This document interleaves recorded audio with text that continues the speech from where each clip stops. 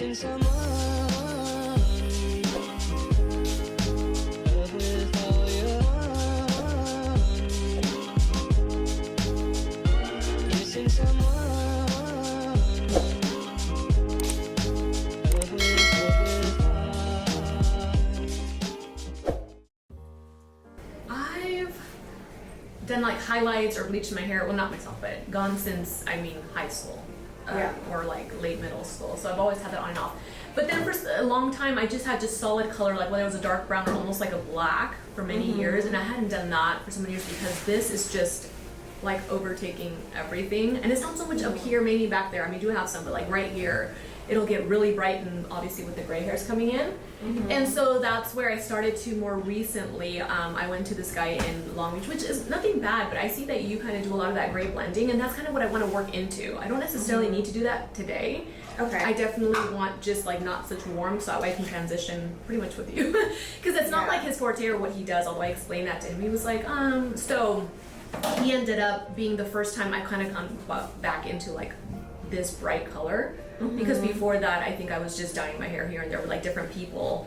Mostly my sister's friend, like she would do like kind of like not like highlights, but something to brighten my hair slowly. You know what I mean? To kind of, because my grays were slowly coming in. Yeah. But recently, in the last several years, I'm like, oh no, like I can't even put like demi-permanent or permanent, and it will take right here. Like this will just. Oh really? Really, like in a few days, this will just start coming out little bits.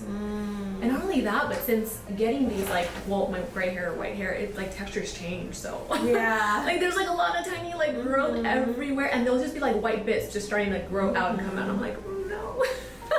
So, but as far as like dyeing my hair or bleach my hair, I would say like on and off since, high school. But like just permanent dye that I bought at Sally's throughout my whole hair. Okay.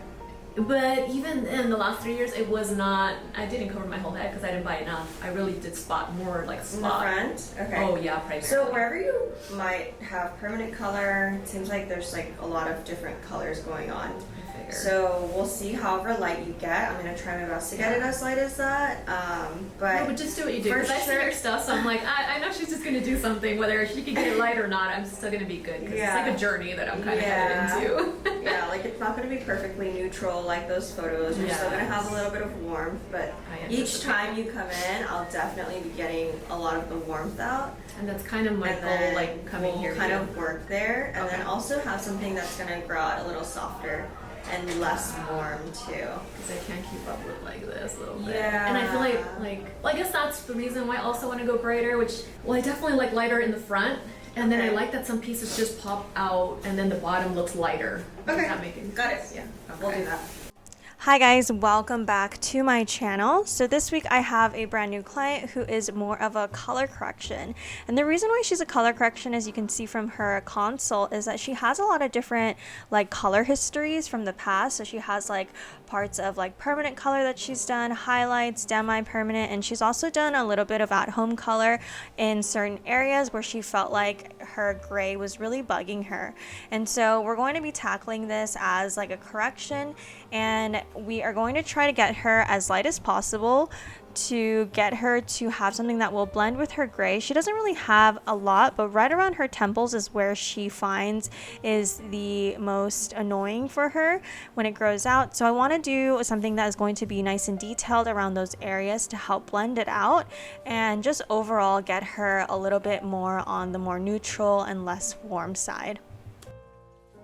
So in this color correction, I want to share with you guys how I like to utilize my signature placement for a color correction.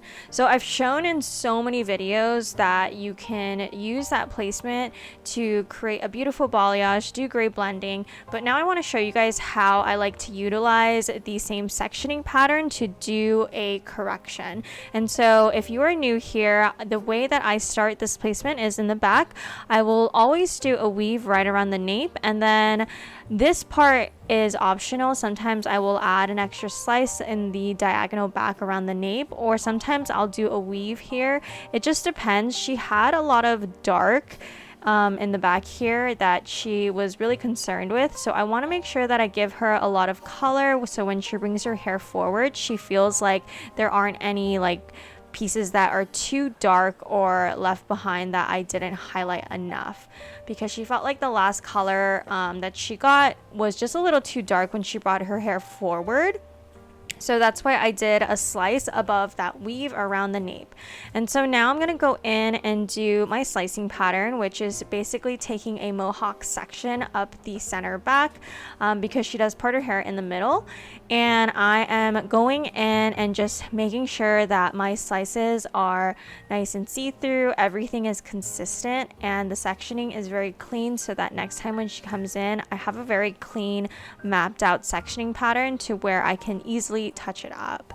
So as I'm doing this, I am having my assistant cut me custom long foils for her hair, and the reason why I'm not folding up her hair for this correction is because I find that on dark hair, especially hair that's been color treated or has permanent color, it needs that extra lift, and if you don't saturate it well enough, or the color somehow moves around when the foil is folded, it can create an uneven lift. So I just find to get the cleanest lift, you just have to lay your foils flat, and it just gives you that extra oomph and power, I feel like, when you're trying to lift hair that needs to be lifted to a really clean level.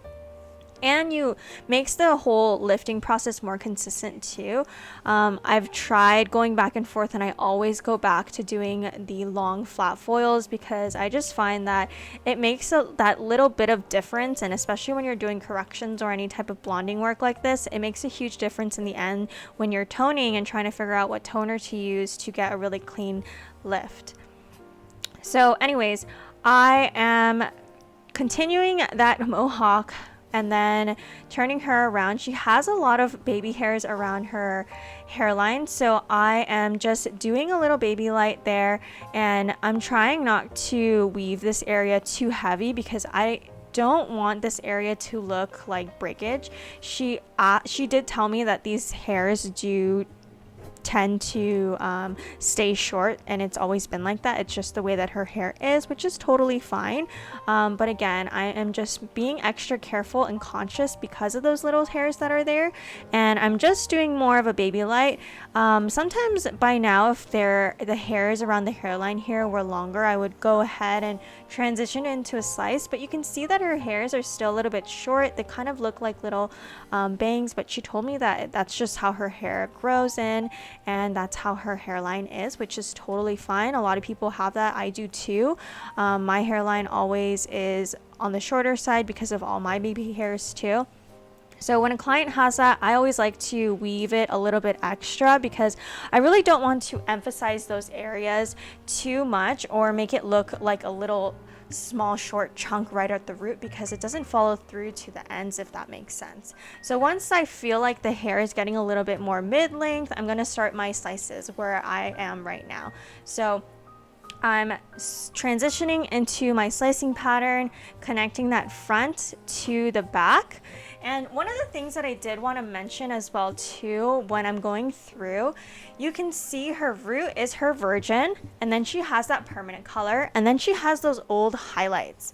And I wanted to mention that I am using different lighteners for this. So for her root, I'm using the Danger Jones lightener with 20 volume, and then I have a generic lightener for the ends that I know works and lifts really slow, and I mix that with 5 volume.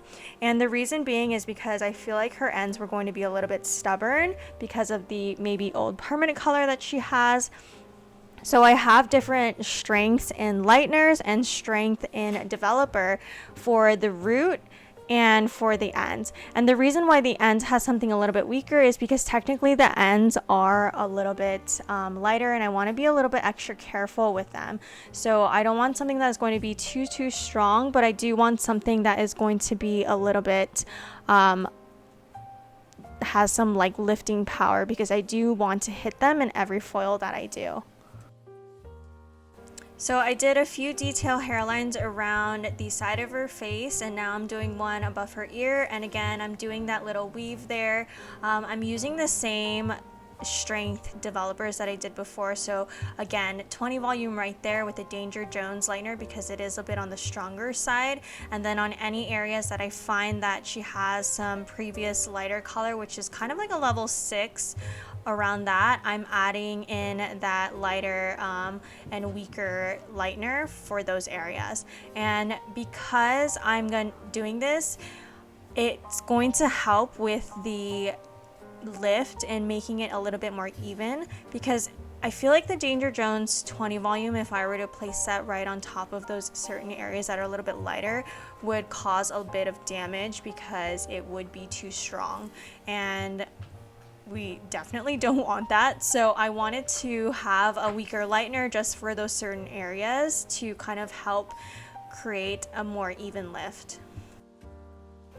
So while I was foiling my client's hair, I had my assistant section out the hair in between her foils. I like to section them onto the side so that they're nice and clean, and it's easy for me to kind of do her tip outs. So I section out the tip outs that are around her hairline, and I see that the ends are pretty dark, so I am going in and doing my weave and tease tip out technique. But then when I get to the back, I find that her highlights are a little bit more solid from her old highlights, so I'm just going in and hand painting right over without having to tease because it's kind of already blended from her previous highlight. So once her roots lifted to about a level 8 or 9, I started to pull out her foils because I felt like that was good enough for today, because her ends didn't quite lighten as light as her root because of that old permanent color. And it wasn't those areas where we did the lighter formulation. I put the Danger Jones 20 volume in the areas that you are seeing that are a bit warm, but because she had permanent color on there, it did lift warmer than her virgin root. So for her toners today, we are going to be using the Danger Jones gloss toners, and I love using this for any type of ash tone because it has a really good pigment in it. And so for her root formula, I mixed up a 5-1 with some clear, and then on her ends we did the 6-01 with some 9-12. Oh, I love it. And even with the warmth, like I said, I mean, it's not really changing anything. Yeah, you're definitely lighter now. Oh my gosh, a lot lighter. Yeah. I love it. And like this, like, you know what I mean? Like it just, your grays. like blends in the ashier, like kind of bit. I love it. It makes more sense because that orangeness that I had. Alrighty guys, so here is the finished look. We were so happy with how neutral the tone came out, and when this fades out, it will definitely fade a lot less orangey than her previous hair color. And honestly, for this type of correction, I told my client to try and just wait as long as possible so that more of her natural virgin root can grow in, so we have more of that to work with, because she does still have a lot of that permanent color throughout her mid lengths and ends. And if we were to highlight this too soon, we would just be kind of working with this type of tone. But if she really wanted to get the most out of every session, I always tell clients when they have corrections like these to try and wait as long as possible so that we have more virgin hair to work with to get that really pretty lift. Alrighty guys, that is it for this week's episode. Thank you guys so much for watching and tuning in, and as always, I will talk to you guys next week.